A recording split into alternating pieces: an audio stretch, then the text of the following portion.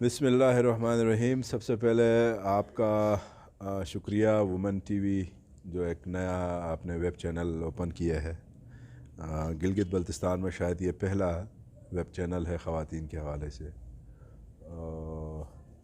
ये भी एक अच्छी ख़बर है कि ख़वातीन हमारी गिलगित बल्तिस्तान में सहाफ़त की दुनिया में एक अच्छा किरदार अदा करने की कोशिश कर रही हैं। मरकज़ की तरफ से एक नई तंजीम साजी आज से 6 महीना पहले से जाफ़र शाह साहब की शक्ल में सूबाई सदारत मिली और हम तमाम पार्टी, तमाम अज़ला के लोग, तमाम फिर ज़ैली तंजीमें सब पार्टी में मुत्तहिद हैं, एक ही पेज के ऊपर खड़े हैं।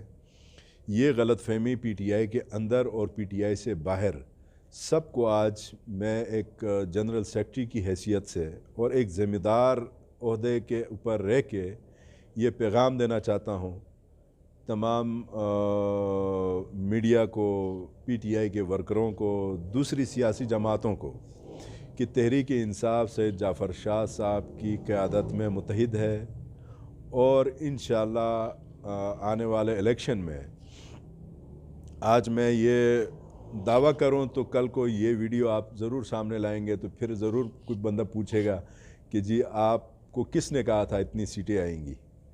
तो हम 19 और 20 सीटें लेने में कामयाब हो जाएंगे 24 में से, और फेयर एंड फ्री इलेक्शन के हम कायल हैं। इमरान खान साहब की जो सोच है वो आप सबके सामने वाज़ेह है। वो अपनी तस्वीर की तशहीर नहीं चाहता। ये काम मैंने किया है कि उनकी ये सोच नहीं है। उसकी छोटी सी मिसाल जो हेल्थ कार्ड्स गिलगित बल्तिस्तान में आए, उसमें आप देखें कि एक एनजीओ को उन्होंने कॉन्ट्रैक्ट दिया पूरे पाकिस्तान भर में, चूँकि वो इसको सियासी तौर पे इस कार्ड को इस्तेमाल कर सकते थे, मगर उन्होंने नहीं किया। ट्रांसपेरेंट तरीके के साथ डोर टू डोर जाके वो एनजीओ वाले तमाम कार्ड्स को दे रहे हैं, मुस्तहिक लोगों को तकसीम कर रहे हैं। और आने वाले वक्तों में आप तहरीक इंसाफ की हुकूमत से ये तवक्को रखें कि गिलगित बल्तिस्तान पूरा हेल्थ फ्री जोन होगा। हेल्थ की 100% फैसिलिटीज़ यहाँ के जितने हाउस होल्ड्स हैं उनको फ्री हो जाएंगी। एजुकेशन की तरफ अभी बढ़ने लगे हैं, एजुकेशन फ्री हो जाएगी।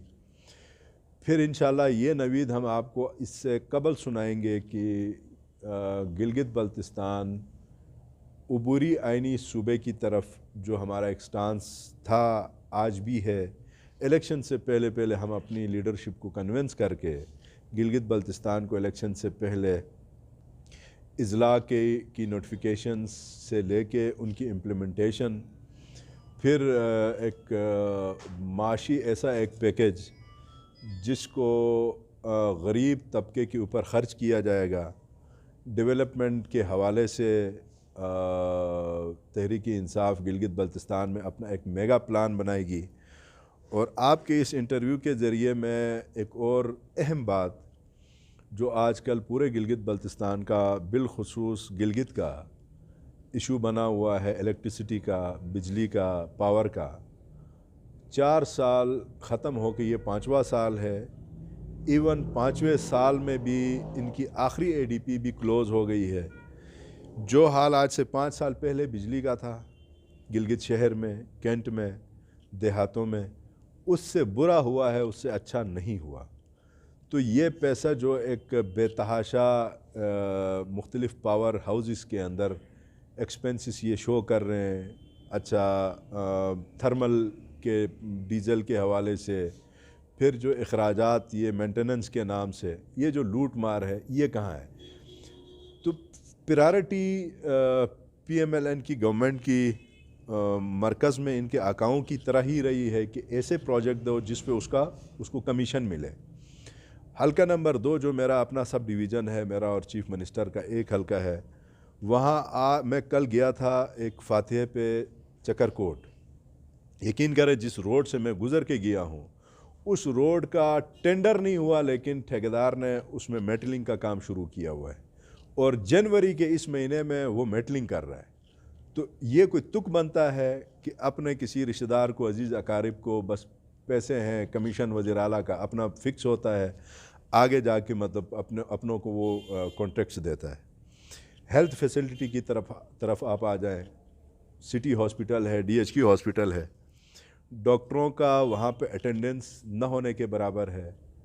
पैरामेडिकल स्टाफ है वो वहाँ पे फुल टाइम ड्यूटी देते नहीं हैं, फैसिलिटीज़ वहाँ पे हैं नहीं। तो इनकी प्रायोरिटी हेल्थ, एजुकेशन और जो ज़िंदगी की सबसे बड़ी जो सहूलत है बिजली, ये देने में ये नाकाम हो गए हैं। हमारी हुकूमत बन जाए, अल्लाह ने अगर मौका दिया, लोगों ने एतमाद किया, तो सबसे पहले हम ये जो 3 काम हैं, गिलगित बल्तिस्तान में जो पावर की कमी है, यहाँ डे बाय डे लोगों की आबादी बढ़ रही है, यहाँ बिजली न होने की वजह से लोग जंगलों की कटाई कर कर के जंगलात भी हमारे तबाह हो गए हैं। हमें कोई मुस्तकिल हल की तरफ जाना है। मुस्तकिल हल की तरफ जाने के लिए सोच होनी चाहिए और जो आवाम के टैक्स का पैसा है वो सही जगह इस्तेमाल हो, वो नीचे ऑफिसरों में और वज़ीरों में तकसीम ना हो। और फिर हेल्थ में हम इंशाल्लाह बेहतरीन रिफॉर्म्स लाएंगे। एजुकेशन, गिलगित बल्तिस्तान चूँकि तमाम सूबों से कटा हुआ एक सूबा है, यहाँ गुर्बत की लकीर से नीचे लोग पल रहे हैं, अपनी ज़िंदगी गुजार रहे हैं। यहाँ के लोगों को ये कोई बड़ा कोई रॉकेट साइंस नहीं है। बहुत थोड़ी सी आबादी है, इस आबादी के लोगों को यहाँ तालीम फ्री हो, ये तहरीक इंसाफ की फ़र्स्ट प्रायोरिटी में होगी। कुछ दोस्तों की ख्वाहिशें हैं, ख्वाहिश को ख़बर बनाने की कोशिश लोग करते हैं, तो यकीनन वो उनकी ख्वाहिश हो सकती है। ख़बर तो हमने सच हकीकी मानों में नहीं सुनी है, लेकिन पार्टी का जो भी फ़ैसला होगा, जिसको ख़ान साहब समझ के गिलगित बल्तिस्तान का समझते हैं कि जी मैं अपना GB का गवर्नर चेंज करता हूँ, अगर उन्होंने किया, राजा जलाल साहब की ज़ाहिर है इसमें इमा शामिल होगी, उसकी विलिंग शामिल होगी। विलिंगली अगर वो चले जाते हैं, किसी और की ज़िम्मेदारी लगाते हैं, तो हमें मनोअन तस्लीम करना होगा और हम तस्लीम करेंगे। और अगर वो समझते हैं जी राजा जलाल साहब बल्तिस्तान रीजन के एक बहुत बड़ी शख्सियत है, 9 हलके हैं, इनको आगे करके अगर इलेक्शन वहाँ पे अच्छी तरह से लड़ा जा सकता है, तो उस फैसले के लिए PTI का हर कारकुन तैयार रहेगा, खड़ा रहेगा। तो आपको मैंने एक बात की है, वो रिपीटेडली लास्ट में कहता हूँ, तहरीक इंसाफ गिलगित बल्तिस्तान में तमाम एक पेज के ऊपर है, कोई यहाँ पे ग्रुप बंदियाँ नहीं हैं। अमली तौर पे सैयद जाफ़र शाह साहब पिछले दिनों वो मेरे हलके की तरफ जो ज़िलज़िला ज़दगान है उनको पूछने के लिए वो गए भी थे, हम साथ गए।